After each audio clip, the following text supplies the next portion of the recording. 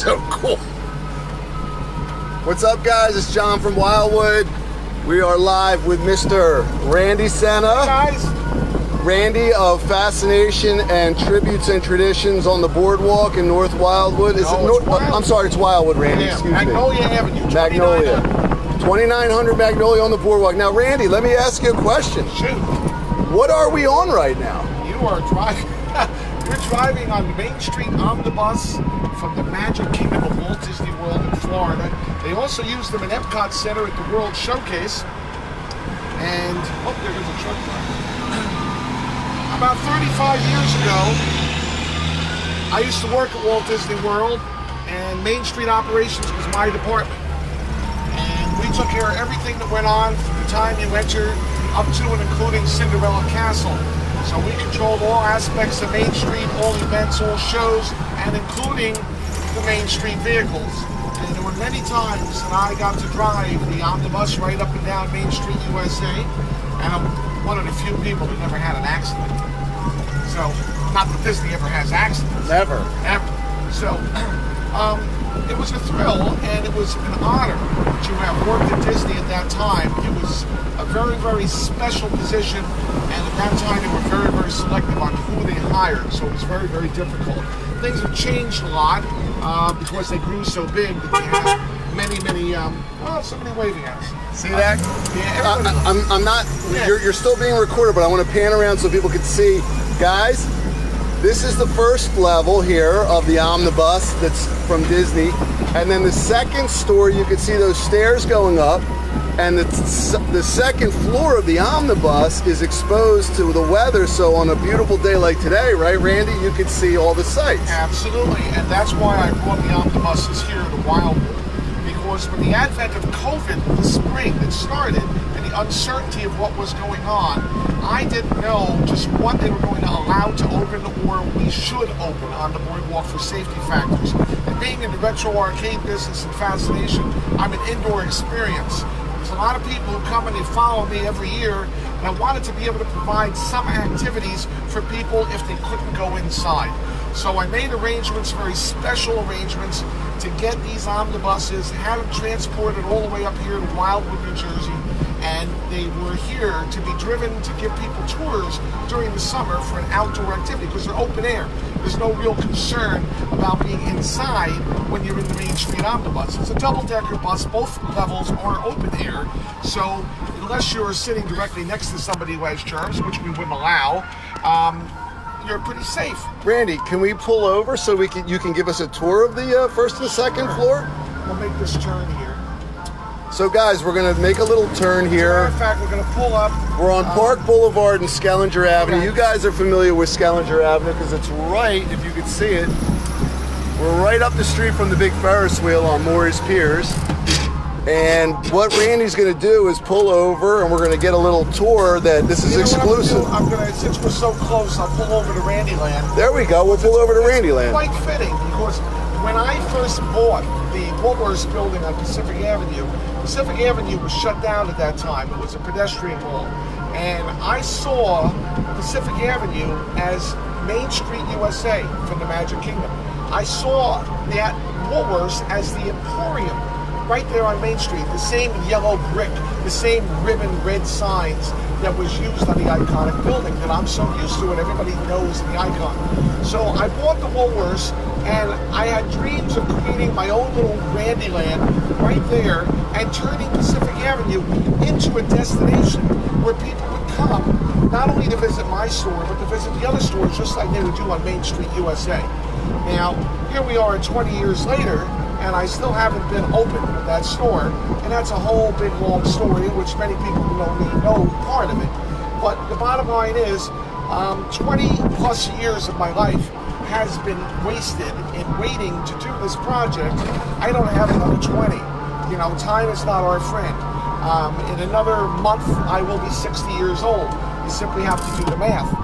By the time I'm 80, I'm not going to be lugging around machines to the extent that I do every day. Right.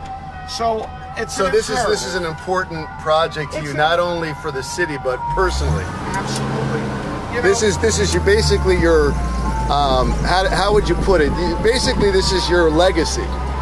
Well, you know, I guess I have a legacy, and everybody has a legacy, but it's more so that I wanted to have a legacy for the things that I collected, because I'm a massive collector of amusement park memorabilia and arcade machines, and I've been doing that all of my life. So for over 50 years, when I got my first pinball machine, I've been collecting artifacts, and God placed me in a position that I was there to save things when they were disappearing. When people didn't appreciate them and they were slipping away, I appreciated them. And I preserved them because I wanted to preserve my history. But in doing so, I was preserving everyone else's history, because we all love something in common. Here we are approaching the Emporium. Here we are, guys. Now, if you don't know, the Emporium used to be, what was this? This is the Woolworths. And here we are, the same ribbon sign, same yellow brick. If anyone goes to Disney, they know the Emporium has that look. And the RLs on the door stand for Randyland. Now, you guys are familiar with this building. It's famous, and it's been a fixture in downtown Wildwood for decades. And Randy has quite a bit of really, really valuable historical amusements and various and sundry antique arcade games and different fare, right, Randy? There's millions of dollars of equipment that's sitting and literally being wasted. People all the time ask me, can I go in and look around? Unfortunately, you can't, because we're not open, and we're not set up to be open at this point. So this is something that needs to be addressed in the next few years anyway. You know, when I first came, my vision was also to get the Murphy's building right across the street. I dreamed of which is right here. Absolutely. Guys, the Blue Whale. The Great Whale. You guys are familiar with it. I envisioned having a pedestrian bridge connecting the two bridges from the second floor like they did in Church Street Station. Randy, I'm going to pan out. I don't mean to interrupt you. I want to pan out because everybody's asking if they could see the entire thing. Right now, I mean, we have quite a few people chiming in. They're asking all sorts of questions. Somebody wants to know if you're going to, if you're going to have a uniform. If this comes to fruition, are you going to wear any kind of a uniform, or what's your plan as far as that goes? You see me wearing my Main Street hat. Now that's directly from. This is from Main Street. This Main Street Disney. There. When I was in Main Street, we wore a three-piece suit. We wore blue pants, dark blue vest, white dress shirt, black tie. The hat was with it. When it was colder, we also wore the dress blazer, which we took off during the summertime because it was too hot. I don't know if we'll go to that extreme. We're not Disney World. We're not, so fancy and highfalutin here that we have to have suits and ties. But the hat is nice, and I've been wearing the hat for the last couple of years because it's kind of a symbol and trademark. Everybody kind of knew me that way. And look, guys. This is already registered with the state of New Jersey, and God knows it probably took him forever because we've been following along Randy. With the COVID and the registrations being closed, I waited in line all through the night twice, because the first time I did it, I didn't even get in. The second time I was there up in Manahawkin, because they don't do the titles and licenses over in Cape May anymore. Randy, how old is the vehicle? You notice the insignia here. Oh, let's pan in. Here's the insignia on the vehicle. The insignia on the vehicle, that stands for Epcot. Okay, so that's their Epcot insignia. It is the Epcot insignia. Absolutely. I wouldn't have thought that. I would have thought they just would have went with like the mouse ears or something Disney, more. So was this originally intended for Epcot? What happened is Epcot opened in 1982. Right. October 1st. I remember. And to do that, they acquired all the double-decker omnibuses from the Magic Kingdoms. So the Magic Kingdom at Walt Disney World had two, and so did Disneyland. They had two, and they took them to Epcot for the World Showcase to go around the tours. That's how they opened. So the Magic Kingdoms didn't have the Main Street Omnibus because they were taken over to Epcot, and they were rethemed, they were repainted, and they had their insignias. Now this particular bus was manufactured by Disney World in their central shops, and it was made in 1984. 1984. So it actually was made 2 years after Epcot was made. They made it with the Epcot insignia because it originally went directly to Epcot. Fascinating. That's why also on the steering wheel it has the same Epcot insignia because they were used in the World Showcase. See that, guys? Now I wouldn't have thought that. And now, Randy, around what era would this have been mimicking? Like the 1918, 20? 1920s to 1920s. Okay. New York City style double-deck bus. That's what they're made to reminisce. Of course, they're smaller than the New York City buses originally were. They have a smaller wheelbase, they have a smaller length, because they were made for that storybook look that you have at Walt Disney World, and particularly in the Magic Kingdom. The street of Main Street is actually built with a storybook effect, where the street actually goes up a little hill as you go towards the castle, and the buildings become smaller as you go from the Emporium down to the Plaza to make it look longer. Let's take a walk inside, Randy. People are asking, they want to take a look inside. Can you go inside, they're saying. So, and also Vinny's giving you a shout out that he said, is that the gentleman that was in that episode of Hoarders? Well, yes, he was. Me. But I'm a good hoarder. He's a good hoarder. Yes, I saw the episode, and there's none of that other nonsense. It's a lot. He's a collector. He's really not a hoarder. Well, you know what? I'll defend hoarders even if they collect garbage, because right. It's not garbage to them. There you go. They well didn't said. Go out to empty somebody's garbage can and put it in their house because they wanted to have buckets of poop and piss. Well said. They see value in things. They collect it. Everybody collects things. Your house has got to have stuff in it too. Nobody's house doesn't have things. And this is where a lot of his collection is stored right in there, guys. Listen. The guy takes it very seriously. I have 40 tractor trailers filled with treasures that have been hiding. Some of them haven't been touched in 40 years. Kim, we're going to go in right now. We've been talking a lot. Let's go upstairs, guys, first. We'll go upstairs. You see this small... handrails and watch your head and step. Here's the handrail, and then it says it in Spanish as well, and in English. These are original... Are these original signage? Yes, they are. Randy? And look at this woodwork on the bench, guys. Absolutely. Look at this bench. Could you imagine sitting here with your family and you guys are getting a tour of Wildwood by Randy himself, or maybe maybe one of Randy's little helpers? You just don't know. Now you have two of these, right, Randy? I brought two of them up, and ideally they should both be in operation, but we'll see how that goes. There's a lot of aspects involved with the insurance. As it stands right now, I'm the only one that's licensable to drive the buses. It can be done just like anybody else who runs buses, but it's extremely, extremely expensive. We're talking like $20,000 plus insurance per bus if I have other people driving it. Now, tell us about the piped-in music from the speakers. These are original, I'm guessing. They're for the PA system that goes on in the bus. Right now, I have some Main Street music playing to be fitting because of my history with Main Street. Great. So we're giving the feeling. It can play anything I want it to play. It can be dubbed in for it.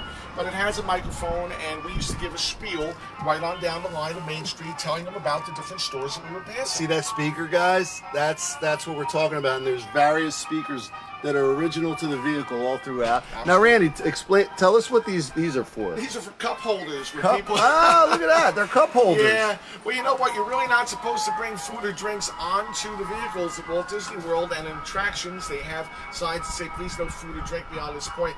But people oftentimes do, so they provide things like this just to prevent those spills, even though you're not supposed to bring it on the bus. Randy, Steven is asking, he said he moved his arcade to the Wildwood Boardwalk Mall, but that's no longer the case. Where are you again? Well, I was at the Boardwalk Mall when I started out with the Hoarders episode. Right. And that was probably about 8 years ago.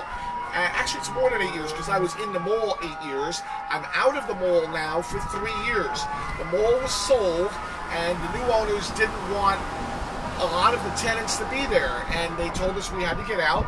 And I wasn't any place the first year. I was looking for a spot, and as of last year, now I've completed 2 seasons. I'm over at Magnolia Avenue at 2900 with the Retro Arcade and Fascination. It's called Tributes and Traditions over in that location. I'm working on another location also, trying to get more space, because my problem is space.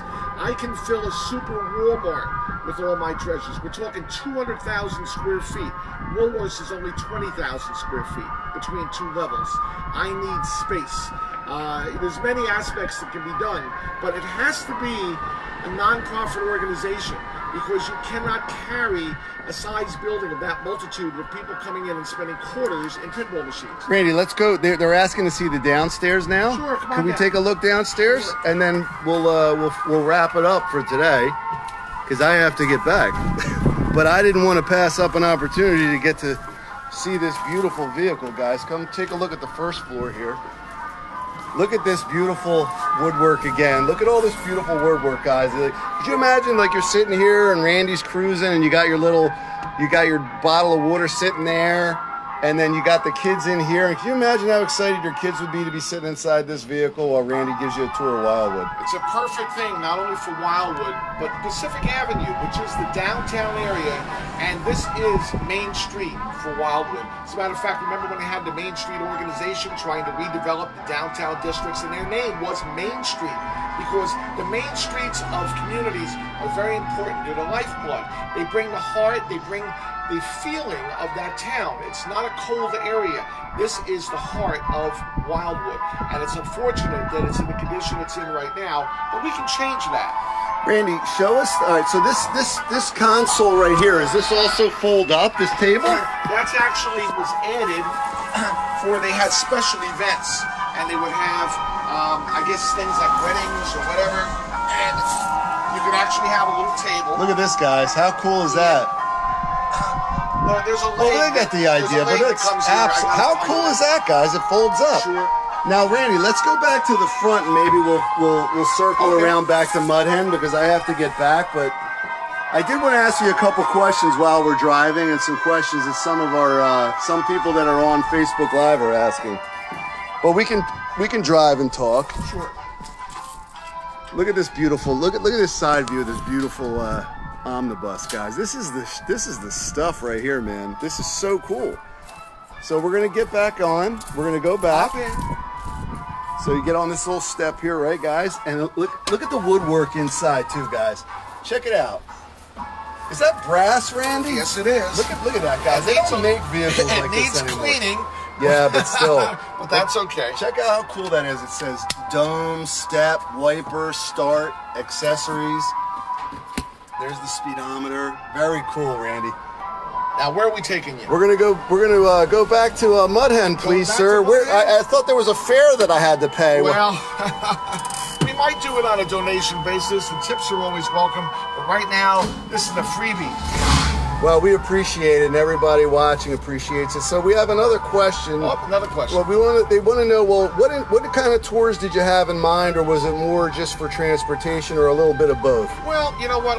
The Main Street tour in Walt Disney World was a very short tour. This Main Street itself is only about 980 plus feet from Town Square to Cinderella Castle. People don't realize it's not very long. So the omnibus never ran exactly on a schedule either. They would simply make appearances. And that was part of the spontaneity that brought the magic to the appearance of the omnibus on Main Street. There we go. I wanted to do something similar. I don't want to run them on a schedule. I want them to appear. And you know what? Hey, look, there's the bus. Let's take a little ride. We're not going for a long distance. We're going for a little ride, several blocks. I had suggested to the city officials maybe we could go from the Wildwood stop-in area, the welcome sign, over to Fox Park, over to Burn Park, down whatever. Okay, guys, welcome aboard the Main Street Omnibus. It's Main Street Wildwood right now, and we're going to take this young gentleman over to the Mudhen. I don't know about young, but fun over there. Oh boy, Randy's going to take us to the Mudhen. Now, could you imagine, guys, like here it is, like you're in downtown Wildwood, or maybe you're at your motel or your condo or your single family home, what have you. Look how happy everybody is that drives by too, by the way. Everybody knows Randy, guys. If you're from Wildwood or you come here a lot as a visitor, everybody knows Randy Senna. He's been a fixture in Wildwood for God. How long has it been now, Randy? Well, I'm down here over 25 years. Although I was a kid visiting here just like anybody else. Before that, I was an operator at Seaside Heights, and before that I was at Walt Disney World, and before that I was in Keensburg Amusement Park. So I'm in this business for 42 years. 42 years, guys. So we're gonna take a little turn. We're gonna turn here. I guess here on Glenwood, right? I'm being cautious because I don't want to take side streets that have low height. And I'm glad that you mentioned that, Randy, because Pacific Avenue really, you get some tractor trailers that come down here, and they're really not supposed to be on this road. Well, but a vehicle like this is a little different. It doesn't have the height of a tractor trailer. Well, actually, it does. Oh, it does. This is okay. As high as you're allowed to go. But you know the streets, unlike a lot of drivers. You're familiar with all the local streets. We're on Glenwood Avenue right now. It's a main street. That's why they have traffic lights in front of us. And I know the tractor trailers travel these roads, so those are the roads I take. Give them a honk, Randy. They're smiling too. Locals and visitors alike, they love it. I think this is going to be a hit, Randy. We got to figure out a way to make this happen. Well, through the Pacific Avenue Business District, the BSID, how do you call it? The Business Improvement District. That's Yeah, right. sure. There should certainly be something there. Well, we're going to talk about it. They had Dolly the Trolley doing tours several years ago, so it should be falling right along similar lines. Yeah, I think that we could probably get a bunch of different tourism groups together to try to make this happen. I think it'd be a great benefit to Wildwood. Well, this summer, I actually offered them to operate them on the boardwalk through the SID. The SID operates the trams on the boardwalk. They have the contract to do that with the city. They had an infrastructure already set up with insurance and people on the payroll driving the trams. I said I could lease the buses to you for the summer, operate them on the tram slabs. It's a no-brainer. Who wouldn't want to see these on the boardwalk riding up and down? And well, look, I mean, here's what I think. You know, the tram car is always going to be a fixture, but I think this could be a new tradition. Just like anything else, it could be a new tradition that we build down here, where maybe this little omnibus and you and your team roam the streets of Wildwood, Wildwood Crest, North Wildwood, what have you. Because I think I don't know, guys. According to like what I see here, and this is just a small sample size of Wildwood fans. I mean, there's about 53,000 people on this Wildwood NJ page, and we're getting a lot of interest here on the video and a lot of likes and hearts. So there must be something to it. Well, you know, everybody loves the omnibus, everybody loves Disney, and everybody loves Wildwood. What a perfect mix. And where can you do something that you can only do with Disney other than Disney? Yeah. Right now, Disney's not even running their omnibuses. It's terrible. They're running under very, very strict conditions, and they have minimal staff. Well, let me ask you a question about that. Now, the Main Street. Now, just to make sure we're clear, this omnibus is from the Main Street of it's from the Disney World in Orlando, not correct. Disneyland in California. That's correct. Right. And now, this particular vehicle, do they still have vehicles of this nature that tour Main Street in Orlando? Only Main Street. Okay. Only Main Street. They no longer do them in Epcot. They do it in Main Street, but they don't do it very often. As a matter of fact, I usually still go down every year, and I'm very disheartened by the fact that you don't get to see the vehicles on Main Street very often. And they'll tell you, oh, they run the first couple hours in the morning.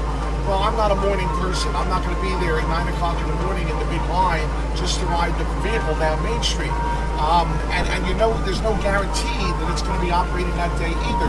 They used to run the vehicles whenever they could. When I was, in with Main Street and we operated, whenever we could between shows at the castle, we had those vehicles on the street for people to ride any time of day. And we did them at night. Everybody loved riding them at night, seeing the lights in the park and the sounds. It was just a special, special thing. Why they don't do it anymore has more to do, I guess, with manpower. They don't need to do it. Disney used to do a lot of attractions which were for the sake of coming to Disney. The Diamond Horseshoe Review was an iconic show. It was a live show in Frontierland, and it was free. People used to get up early in the morning to run to the park just to get a free reservation to go see a show at the Diamond Horseshoe. What about the Hoop-Dee-Doo Review? I remember that as a kid. My father went up on stage. Hoop-Dee-Doo still exists, but that's over in Frontierland, and that's a paid dinner show. That's a paid dinner show. It always has been. The Diamond Horseshoe was a free show. Oh, the Diamond Horseshoe was a free show. Okay. Now that show is not free for the people who are operating the show. It cost at that time in the 80s over $1 million a year. We gotta do a shameless plug at the Daytona Inn, guys. Oh, look at that, the Daytona Inn. It's open this weekend, guys. Visit DaytonaWildwood.com so you can stop and spill the wine. Daytona Motel where you can get that doo-wop feel right here in the middle of Wildwood. Yes, just ask for John. Thank you, Randy. And here we're going by the Doo-Wop Seahorse. It used to be the Knolls, but we'll get into that later. This is more about Randy and the omnibus is what I wanted to talk about. But you can see, like what Randy just demonstrated there's definitely a use here for tourism. There's definitely a use for tours. The Doo-Wop tour is a very, very popular tour that goes on all summer. It didn't go on this summer because of COVID, but I'm very familiar with the Doo-Wop tours of all the old retro cool buildings, and who knows, guys, maybe this could be incorporated in that too. Possibilities are endless. I mean, they definitely are. I mean, guys, if you could only see how cool this thing is to ride in. Like imagine like you're here with your husband, your wife, your boyfriend, your kids, and you're riding along, and Randy's just giving you a cool little tour. While, by the way, it's a beautiful day, beautiful fall day. Well, we're not in fall yet, but I mean, what is it, about 60 day? Beautiful. Now you're sitting out in this beautiful omnibus on the second floor of the first floor open air. We're going by the Marlene. Hi, Chris and Lisa. One of the top properties in Wildwood. Kelly's Cafe closed for the season. But we're going by Fox Park now in the convention center. But could you imagine, right? Just sitting here and Randy's giving you a little tour of Wildwood. The island, you know, the sun's starting to set. You start to see the neon come up. That magic hour, I call it, twilight. Would you imagine that, guys? And then off to dinner, Randy drops you off at your favorite restaurant. And then who knows what the possibilities could be. So we're headed up, we're headed south on Atlantic, guys. We're going to be getting to the main artery of Rio Grande where the Wildwood sign is soon, but we're going to be turning right. You guys know what it looks like, so we don't need to show you again. It's a huge landmark, and you know, Randy could probably incorporate that as part of a tour. Who knows? But it's got the original horn. You guys can hear it. And the bell.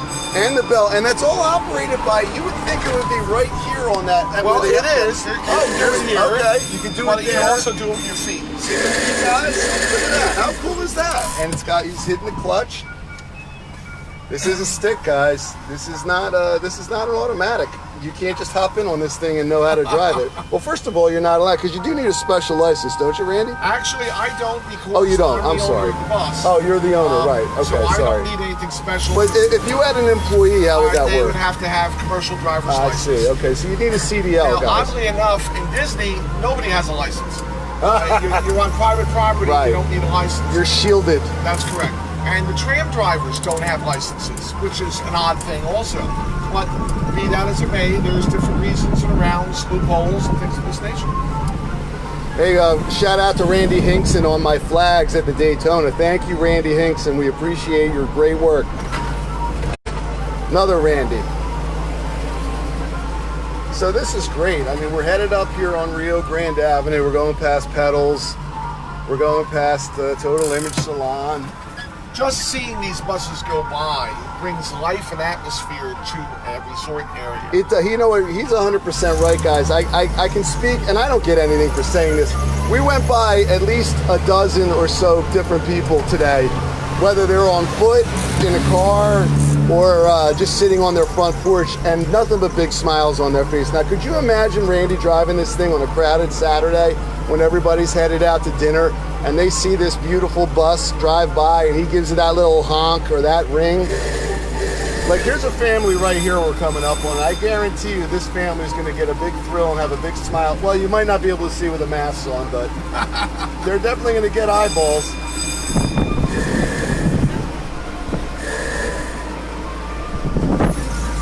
Now we're going past Kona Sports, we're going past the Dog Tooth Bar and Grill, and then we're going to come right back where we started from. And coming up on the right is the world famous Mud Hen, where we're going to be making a stop to lose our passenger and our audience on the Facebook Live today. Right here is perfect.